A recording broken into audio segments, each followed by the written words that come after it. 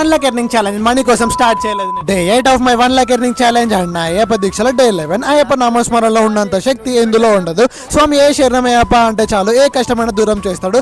దేవుడు అంటే భక్తి లేని వాళ్ళకు కూడా భక్తి వస్తుంది. అంత పవర్ఫుల్ మంత్రం స్వామి ఏ శరణమయ్యప్ప అనడం. ఇంట్లో పూజ చేసుకొని టెంపుల్ కి వెళ్ళి అయ్యప్ప స్వామిని మనసారా మోకిన తర్వాత మళ్ళీ ఇంటికి వచ్చి అలా ఒక టీ తాగేసి షాప్ కి స్టార్ట్ అయిపోయినా. ప్రతి డే లో ఎనర్జీతో స్టార్ట్ అవుతా. అబ్బా ఈ రోజు కూడా షాప్ ఓపెన్ చేయాలా అని. But end of the day ఒక్కొక్క రోజు ఒక్కలాగా ఎండ్ అవుతుంది.